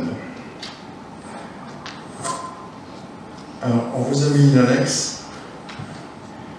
J'espère que vous avez compris l'annexe. Du fait que notre taxe d'habitation qui est aujourd'hui de 11,42, notre foncier bâti qui est à 12,81 et notre foncier bâti à 51,27, c'est aujourd'hui les taxes en vigueur. On a la loi de finances 2020 qui prévoit dans son article 16 la suppression de la taxe d'habitation sur résidence principale pour tous les contribuables et la mise en place des ressources de remplacement. Donc en 2020, la commune a bénéficié d'un produit de taxe d'habitation et un produit de foncier bâti et un produit de foncier non bâti. Et en 2021, Cattenom ne percevra plus la taxe d'habitation sur la résidence principale, mais bénéficiera uniquement de la taxe d'habitation sur la résidence secondaire et sur les logements vacants. Donc ce qu'on a mis en place au conseil municipal il y a quelques années, c'est la THLV, taxe d'habitation locaux vacants. Cette taxe, on l'a mis en place notamment pour éviter un peu ce que nous disait M. Angeleski, avoir des bâtisses qui restent inhabitées du fait qu'il y a des problèmes des fois d'héritage, et donc pour forcer un petit peu les propriétaires, les nouveaux propriétaires dans la division à se mettre d'accord rapidement et éviter de payer des impôts locaux sur une habitation vide, ça force un petit peu les gens à faire quelque chose de leur bien qui est un peu à la ronde, en attendant que les tribunaux tranchent le litige entre les héritiers. Donc cette taxe d'habitation, nous la percevons toujours, mais forcément réduite. Donc on va bénéficier des ressources de remplacement qui est liée à la suppression de la taxe d'habitation. La loi de finances 2020 précise que le taux départemental de foncier bâti est transféré aux communes. c'est-à-dire en fait l'argent que touchait finalement le département, ben, c'est la commune qui va le percevoir. Et donc à ce titre-là, pour faire varier son taux de foncier bâti à partir d'un taux 2020 de référence, donc ça c'est la référence 2020, il sera égal à la somme du taux communal et départemental 2020, soit pour Cattenom 27,07. On fait la somme du taux communal et taux départemental. Donc 12,81 plus le taux départemental de 14,26. Considérant que la loi de finances prévoit la réduction de moitié des bases des établissements industriels, donc en gros l'État fait cadeau de 10 milliards d'euros aux entreprises, forcément le moyen c'est de geler en tout cas la moitié. Alors c'est vrai pour la commune de Cattenom, c'est vrai aussi pour la communauté de communes de Cattenom. Et qu'en contrepartie de cette baisse, l'État reversera une compensation aux collectivités concernées, donc qui est égale à la perte de la base en N, donc multiplié par le taux foncier bâti 2020 des collectivités concernées. Cattenom dispose d'une importante base de foncier bâti, les immeubles industriels, notamment la centrale. Considérant que pour 2021, les bases de taxes d'habitation concernant que les résidences secondaires, les bases de foncier bâti seront impactées par la réduction de moitié des bases d'établissements industriels. Impact pour Cattenom, les bases d'établissements industriels ont été estimées à 24,18 millions d'euros. Les bases ont été divisées par deux, c'est pareil à la commune des communes. Considérant que la commune percevra donc une compensation de foncier bâti égale à la moitié des bases de foncier bâti des établissements industriels en 2021 multipliée par la somme des taux communaux et départementaux, donc égale à 27,07. Donc, considérant que la loi des finances 2021 a intégré la compensation de la baisse du foncier bâti industriel dans le produit effectivement versé au budget communal, donc je propose de prendre en compte ces évolutions législatives et propose donc pour l'exercice 2021 la taxe d'habitation inchangée à 11,42, le foncier bâti à 27,07 étant la somme de l'ancien taux communal plus le taux du département, et le foncier bâti de 51,27. Donc, vu la présentation des propos d'éléments de la commission de finances le 20 janvier, le conseil municipal d'habiter a fixé les taux d'imposition pour l'exercice 2021 pour la taxe d'habitation à 11,42, pour le foncier bâti à 27,07 et pour le foncier non bâti à 51,27. Donc, on vous a fait un état UFDL, donc l'état, ce qu'on appelle l'état 1259 de Cattenom, et la simulation sur la taxe foncière 2021 en annexe 11 aussi. Donc pour essayer de montrer que à base, alors les bases en principe montent légèrement d'année en année, donc c'est 1 ou 2%. Donc on est parti sur la même base 2020-2021. On voit que finalement pour l'habitant, il paiera le même montant d'impôt foncier, simplement en place la somme qui était en fait versée au département, elle sera versée à la commune. Clairement, ce soir, je ne suis pas très satisfait de cette loi des finances. Et vous comprenez que tous les maires et les présidents d'interco non plus. Aujourd'hui, on vit sur la tutelle de l'État. Du fait qu'aujourd'hui, on a beau voter un taux, en fait, c'est l'État qui vient nous compenser. Donc aujourd'hui, ils ont figé les bases sur 2020 et ils nous versent une compensation, une dotation de l'État. La dotation de l'État, on la connaît aujourd'hui. Dans un an, de 2 ans, 3 ans, on ne connaîtra pas la dotation de l'État. Et s'ils décident de la baisser, ben, ils la baisseront et on la subira. Donc aujourd'hui, je dirais qu'on a une perte d'autonomie financière, aussi bien à Cattenom qu'aux intercos. Du fait que lorsqu'on va voir lever les impôts sur un taux, en fait, ça rapportera quasiment plus rien, du fait que le nouveau mécanisme fait qu'on fige complètement les bases, et on prend une base qui est figée, et d'un autre côté, l'État vous verse une compensation. Aujourd'hui, on sait ce que l'État nous verse. Demain, à l'issue de la crise Covid, avec tout l'argent et les milliards qui ont été dépensés, je ne suis pas sûr que Cattenom bénéficiera toujours de la même dotation. Voilà, donc, je ne suis pas satisfait aujourd'hui de cette loi des finances, mais on l'a subie. Voilà, et malheureusement, on doit aujourd'hui au conseil municipal accepter cette loi des finances. Je suis c'est à contre-cœur que je vous dis ça, mais en tout cas c'est la réalité des choses et je dois dire les choses telles que je les ressens aujourd'hui par rapport à cette perte d'autonomie financière que l'État nous impose. Avez-vous des questions? Est-ce que j'ai été clair dans mes explications? Oui, M. Rogeski. Au conseil précédent, on a vu que le budget de fonctionnement était excédentaire. Ça veut dire qu'on élève plus d'impôts qui seront en besoin pour faire fonctionner la mairie. Concernant la taxe d'habitation, elle sera effectivement pas stable en 2023 pour l'ensemble des ménages. Ça va impactera pas les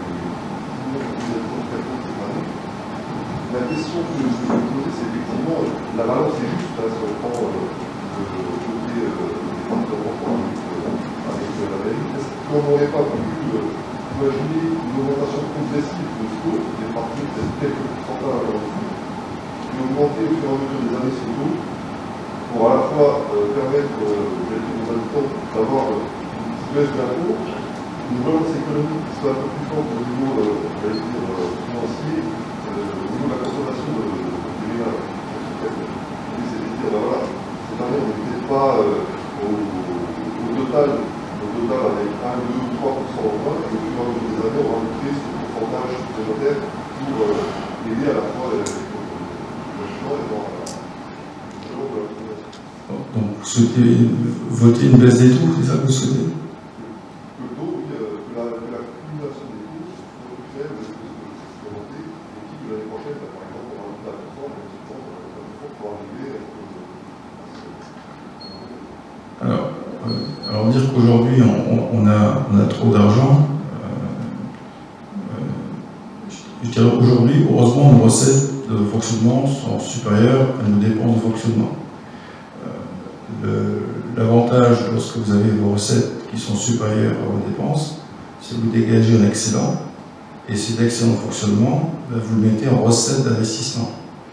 Aujourd'hui, si on fait travailler les entreprises, c'est parce qu'on a des recettes d'investissement qui viennent de notre excédent de fonctionnement, qui nous permettent de faire des dépenses d'investissement et donc de faire travailler les entreprises. Donc vouloir baisser les impôts, finalement, pour les ménages, finalement, on va faire en sorte qu'on va avoir moins de recettes d'investissement et donc faire moins travailler les entreprises. Si on fait moins travailler les entreprises, ça veut dire qu'il y a plus de chômage et on va se retrouver avec la situation où les gens n'ont plus de travail. Donc l'objectif, aujourd'hui, ceux qui investissent le plus, c'est les communes et c'est les intercos. Hier soir, en conseil communautaire, on a voté plus de 50 millions d'euros sur les pistes cyclables, sur la mobilité. Donc aujourd'hui, ceux qui investissent le plus, c'est les intercommunalités, c'est les communes. Donc il faut que c'est un vrai pouvoir économique qu'ont les intercommunalités et les communes. Et c'est grâce aussi au fait qu'on a des recettes supérieures en fait, à nos dépenses de fonctionnement, qui permettent d'investir et donc de faire travailler aussi nos entreprises du territoire. Donc là aussi, c'est un choix, je dirais un choix politique. Il y a des communes aux alentours qui investissent très peu et qui mettent en équilibre dépenses, recettes, fonctionnement. Et ils ont des investissements très faibles. Donc c'est un choix politique. Moi, je préfère qu'effectivement, notre excellent fonctionnement, on le mette en recettes d'investissement et ça permet en tout cas de faire travailler les entreprises. Voilà, c'est un choix politique. Moi, je l'assume, ce choix. Et aujourd'hui, clairement, les ménages en 2023, comme je l'ai signalé, vont avoir plus d'impôts locaux à payer. Donc il y aura une baisse des revenus. Clairement, si je prends ma casquette de vice-président des finances de la communauté commune, aujourd'hui, le seul moyen qu'on a de lever l'impôt, aujourd'hui, ce sera mettre en place la taxe GEMAPI pour les inondations. Et là aussi, faire en sorte que nos habitants, lorsqu'il y a des gros orages, ils ne soient plus inondés. Là, c'est 10 millions d'euros qui sont prévus sur l'exercice 2021-2026. L'autre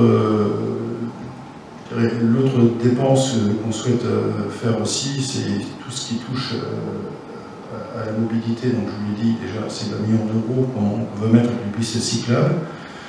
Donc ce sont des choix d'investissement qu'on souhaite faire, sachant que nos recettes, pour une fois, sont figées aussi au niveau de la TERCO. Donc on va donc mettre en place la taxe GEMAPI, pas en 2021, mais certainement en 2022. Et on va mettre aussi certainement la taxe sur l'environnement des ordures ménagères, du fait qu'on a une autre taxe, la TGAP, qui arrive, qui va remonter la tonne de déchets relativement important. On souhaite travailler avec le Cidélon sur une recyclerie, sur une déchetterie, etc. Donc on veut essayer d'évoluer tout ce qui est lié aux déchets. Et donc on va aussi devoir lever une taxe d'environnement des ordures ménagères dans les prochaines années. Donc ces taxes-là vont forcément peser sur les ménages, mais en contrepartie, les ménages ne paieront plus les impôts locaux. Et le montant de la taxe GEMAPI, c'est 40 € par habitant, pour donner un chiffre maximum. Donc le plus gros contributeur sur la taxe GEMAPI, ce sera la centrale, encore une fois. Et sur les ordures ménagères, pour donner un chiffre, il faudrait mettre la taxe à 10%, pour que finalement on arrive à équilibrer le budget, ce que ça coûte et ce que ça rapporte. Donc pour l'instant on n'a pas décidé en conseil communautaire du montant, mais là un petit peu les options qui nous sont dans les prochaines années à venir, sachant que les impôts locaux vont forcément baisser. Moi personnellement je paye plus de 1 000 € d'impôts locaux, donc je ne paierai pas 1 000 € de taxe GEMAPI et de taxes à demande de ménagères. Voilà. Donc, globalement, les ménages vont récupérer quand même du pouvoir d'achat grâce à la suppression de la taxe d'habitation. C'était une volonté du président de la République qui l'a souhaité mettre en œuvre. Effectivement, elle sera effective en 2023 et on voit qu'on a effectivement l'effet aujourd'hui sur nos finances. Voilà pour répondre à votre question.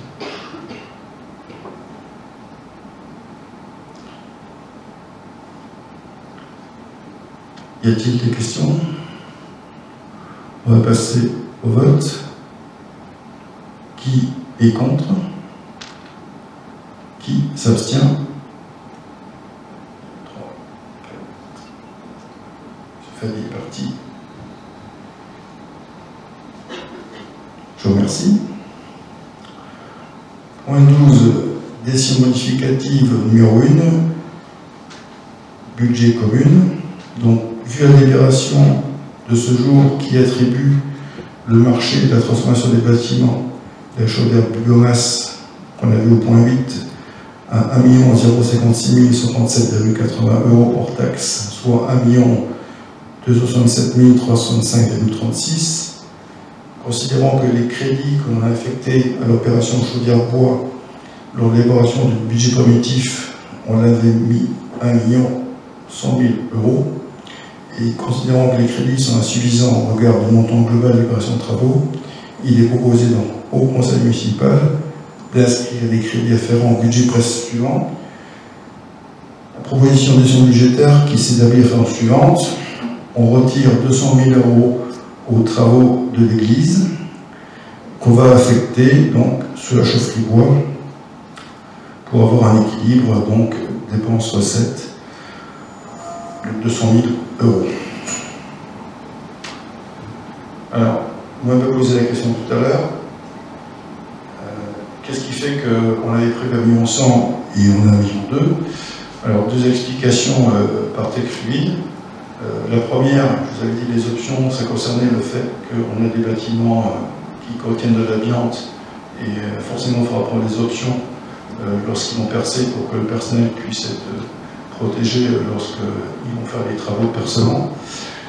Et surtout augmentation du prix du cuivre, prix de l'acier, 25%, lié à un déficit mondial de matières premières, qui fait que les prix ont explosé. Donc là, l'explication pourquoi on avait prévu 1 million 100, et on se retrouve avec quasiment 100 000 € de plus. Voilà ce qui explique l'édition modificative de la prise sur l'église. Donc pour l'église, quelques nouvelles. Le cabinet, M. Barthez est venu avec l'entreprise Le Bras mardi dernier. Voilà, ils ont fait des sondages, ils ont appliqué les méthodologies de M. Barthez, et j'attends maintenant son compte rendu pour lancer l'opération rénovation complète. Voilà, donc Barthez Bois est venu avec l'entreprise Le Bras pour une journée complète dans l'église, pour valider, et ils ont en même temps sondé les poutres qui étaient dans le cœur de l'église, pour regarder l'état des poutres. Actuellement, le charpentier souhaitait tout abattre, et M. Barthez-Bois, expert, disait mais non, vous voulez casser des poutres, mais quand vous cassez des poutres, vous donnez pourquoi de temps pour un mois. D'accord, mais en dessous, qu'est-ce qu'il y a? Du plâtre, il y a de la peinture à faire et tout. Donc, est-ce que vous pensez que M. le maire, il souhaite tout casser et tout refaire? Et pourquoi, entre les deux poutres, vous n'allez pas en mettre une nouvelle? Donc, l'expert bois, forcément, a une autre vision de charpentier qui dit la poutre est pourrie, il faut tout remplacer. Voilà, l'expert bois a dit il y a d'autres solutions à mettre en œuvre que tout casser. Voilà. Donc, j'attends avec impatience le rapport de l'expert bois pour optimiser en tout cas la réparation du plafond de l'église de Capelle. Et j'espère que ça nous coûtera moins cher que les 700 000 € qu'on avait, donc là on n'a plus que 500 000. Voilà, donc on espère aussi descendre le devis avec Barthez-Bois, l'expert, qui va nous réduire ça dans les coûts de réparation. Voilà, pour cette décision modificative, est-ce que vous avez des questions? Oui.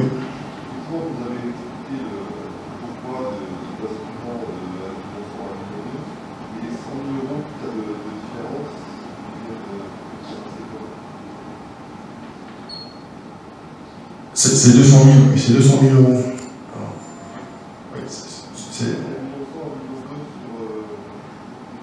Oui, après, il faut payer le maître d'œuvre aussi. Et les frais du maître d'œuvre qui se rajoutent. Donc on est à 1 267 000 TTC. Il faut rajouter les frais de la maîtrise d'œuvre. Donc on arrivera à 1,3 million. Donc c'est pour ça qu'on est passé de 1,1 million à 1,3 million. Okay. Oui, c'est 200 000. Ok, on va passer au vote, s'il n'y a plus de questions. Qui est contre? Donc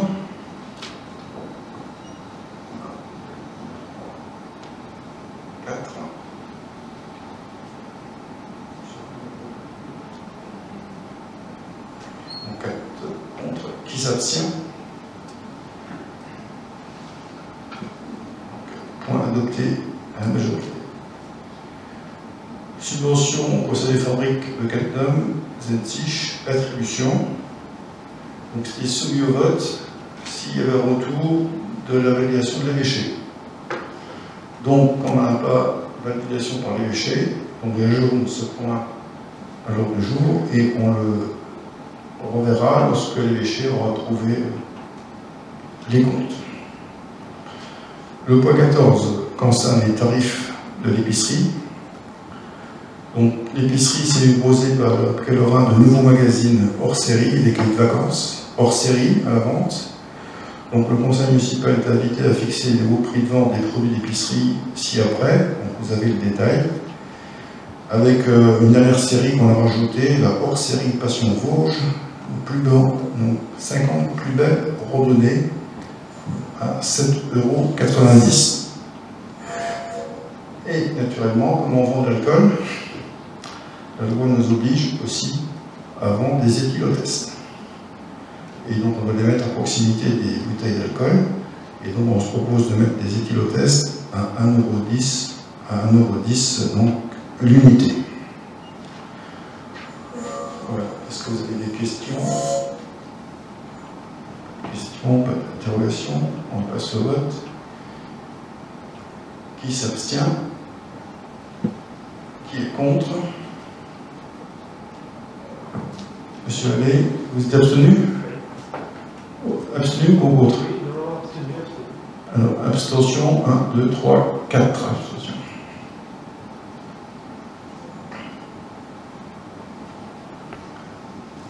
Le point 16 concerne les ressources humaines.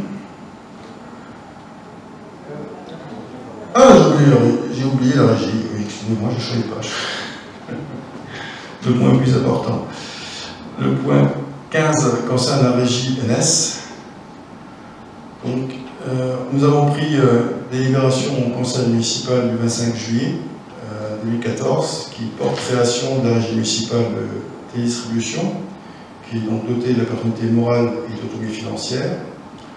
Nous avons approuvé ces statuts de la régie en conseil d'administration en date du 22 octobre 2014. Nous avons voté au conseil municipal le 11 décembre 2019. Et donc, on considère que la commune exploite à travers sa régie personnalisée un service d'opérateur de communication téléphonique. Considérant que le conseil municipal a acté lors de la séance du 11 décembre 2019 l'arrêt de l'activité du fournisseur d'accès Internet qu'on appelle FAI, sur la partie FTTH, c'est en fait la fibre à la maison. Au 30 décembre 2019, la déconstruction du réseau fibre s'est recentrée sur une activité historique. Le gestionnaire du réseau coaxial, FFTLA, finalement on a la fibre partout au Cattenom, sauf lorsqu'on l'a mis en place en 1997, on n'avait pas le droit de la ramener chez l'habitant. En fait, il y avait un danger de rayonnement dans les. Donc on a partout de la fibre à Cattenom, mais jusque dans les rues, et lorsque l'abonné en fait s'abonne, on tire un câble coaxial d'antenne de la borne jusque chez lui. C'est ce qu'on appelle le FTTLA. Donc, au regard notamment de la possibilité pour la régie de télédistribution de Cattenom d'assurer cette activité dans des conditions financières pérennes à compter de 2020, concernant lors de la séance du conseil d'administration du 11 mars 2021, le directeur de la régie de télédistribution d'Agondange, qui intervient pour le compte de la régie Cattenom, a présenté le compte administratif et une projection du budget primitif 2021. Donc j'ai été élu président de cette régie, et donc quand je prends cette régie, je m'aperçois qu'il y a un état de déficit en section de fonctionnement de 46 021,46 €. Le budget primitif 2021 projeté fait un état de déficit dans la section de fonctionnement de 112 502,58 €. Et les estimations pour l'exercice ultérieur démontrent un déficit cumulé en augmentation.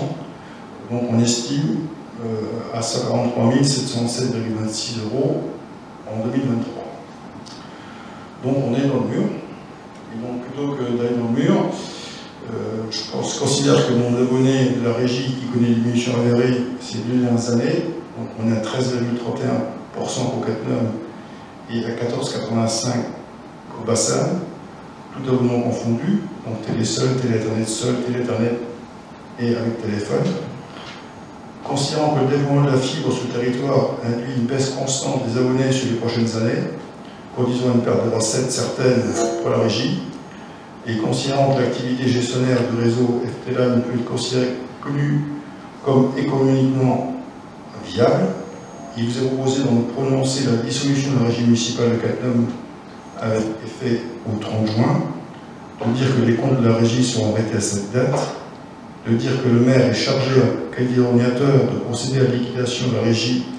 Il pourra désigner par arrêté un liquidateur qui terminera les pouvoirs, de dire que l'actif et le passif seront pris au budget principal de la commune, et de dire que le résultat comptable seront repris au budget principal de la commune à l'issue des opérations de liquidation par délibération budgétaire ultérieure. Et donc de charger le maire d'être en attache auprès de la régie NS d'Agondange pour la reprise de la clientèle et la poursuite des services, et de dire que dans le cas contraire, les abonnés seraient orientés vers 2 opérateurs éligibles sur le réseau de Moselle Fibre.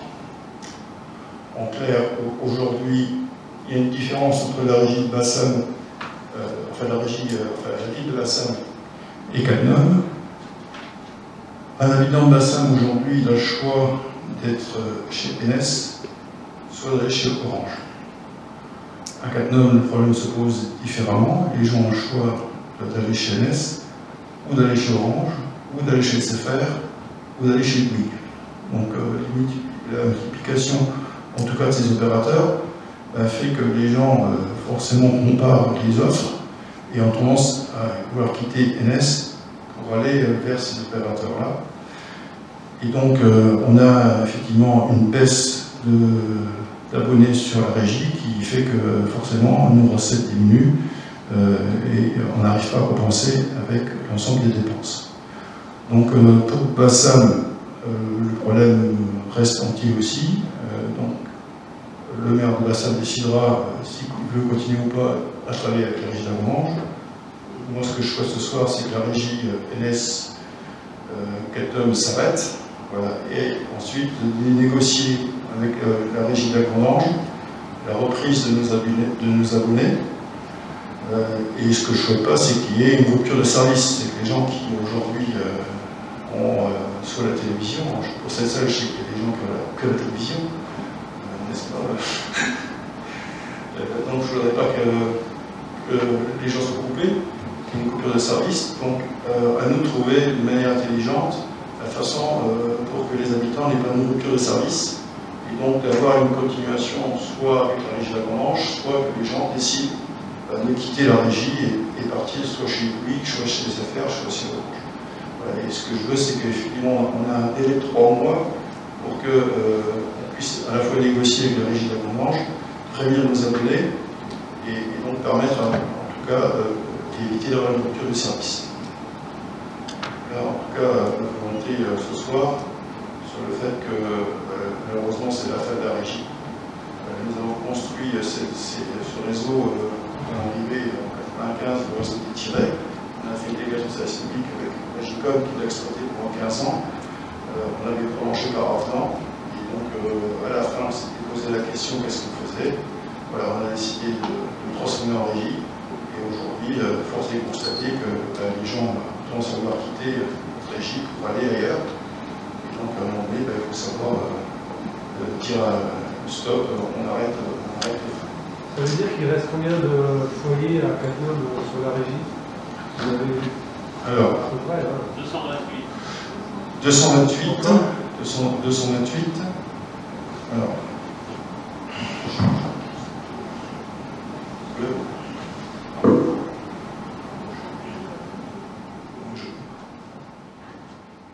Je cherche mon sac. Bon, moi, j'ai pas mon sac. Ah, il est là.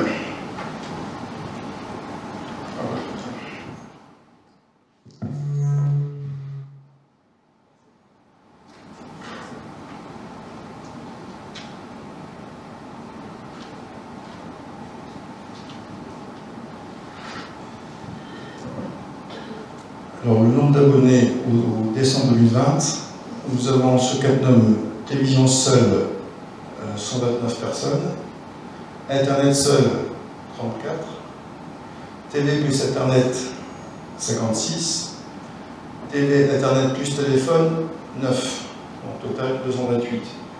Nous étions à 263 en septembre 2018. On voit qu'on baisse.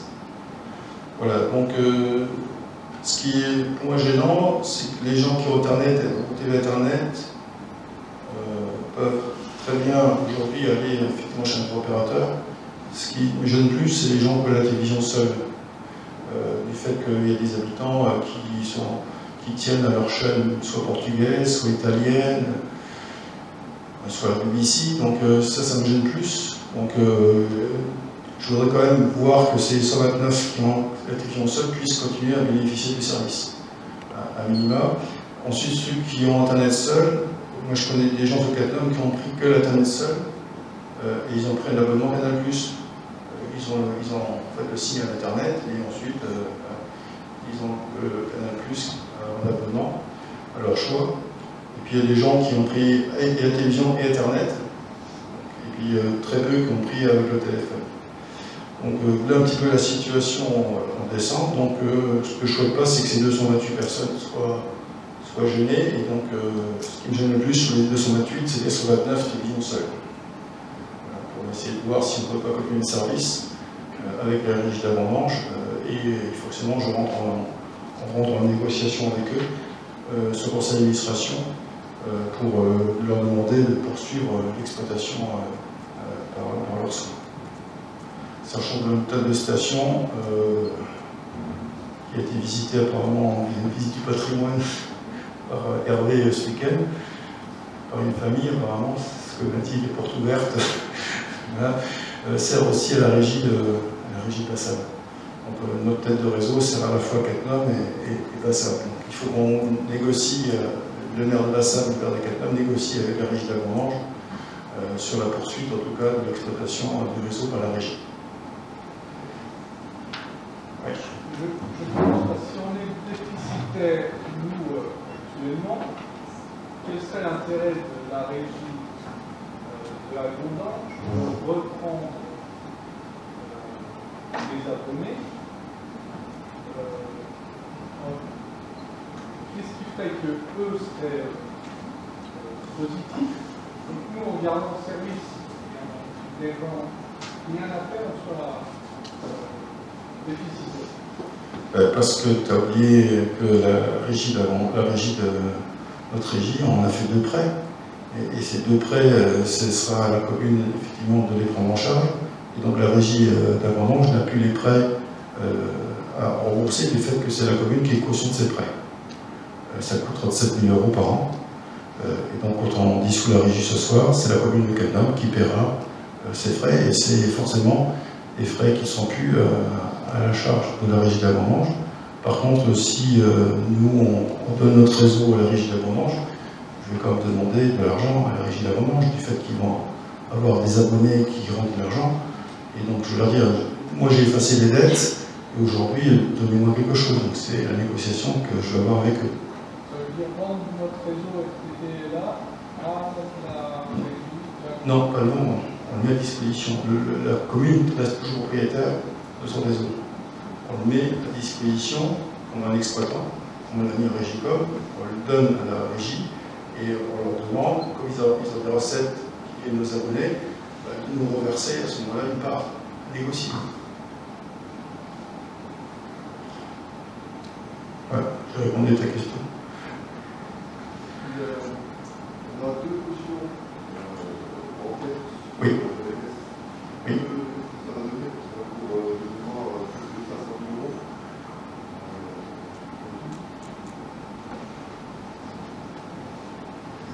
C'est bon.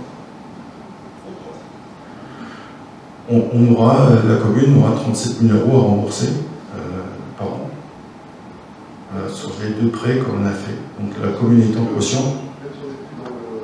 Oui. Oui. Alors, on en a fait un en 2014 pour 15 ans, donc 2029, et l'autre en 2018, donc pour 15 ans, donc ça fait 2032.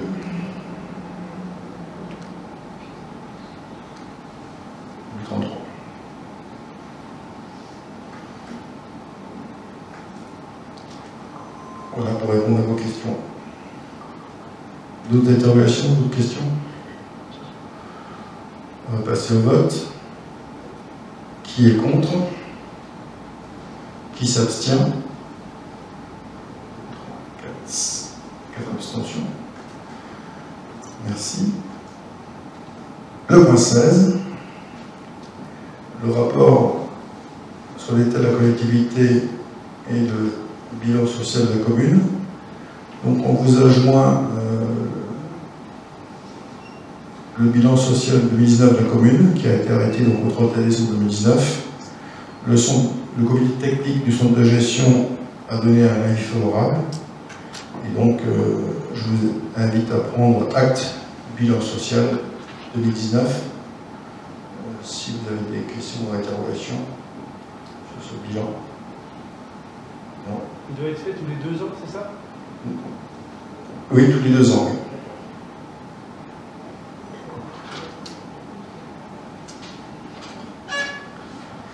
Oui. Alors, pourquoi on le passe ce soir? C'est parce que le comité technique l'a validé en 2021. Donc nous, on l'a fait avant. Et le comité technique du centre de gestion de la Moselle, voilà, ils mettent un peu de temps.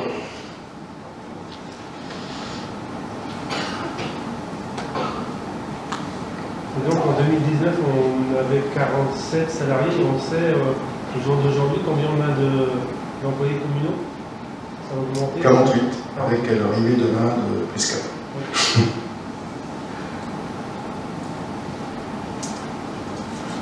inférieur à 50. 50, ça change un petit peu les règles. Voilà, pas de questions ou interrogations sur ce bilan. Donc, si soumis seulement, c'est de prendre acte seulement de ce bilan. Le point 17 concerne la création d'un emploi d'agent technique. Donc, on a publié un poste de vacance d'emploi auprès de centre de gestion de la Moselle pour un poste polyvalent d'agent bâtiment. Cet emploi pourrait être pourvu par un fonctionnaire déclaré C, filière technique ou grade d'agent technique. Et donc, considérant que cet emploi peut être pourvu par un fonctionnaire, les fonctions peuvent être exercées par un agent contractuel à les fonctions relevant du grade d'agent technique et des fonctions fixées par article de loi. Et considérant la phase de recrutement, vous êtes invité à accepter la création d'un emploi d'adjoint technique territorial permanent à temps complet à compter du 15 avril 2021.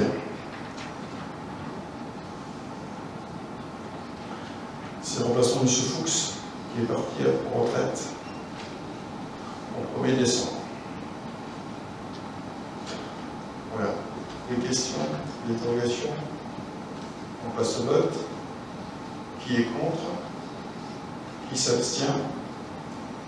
Donc unanimité. Nous avons fini l'ensemble des points du conseil municipal.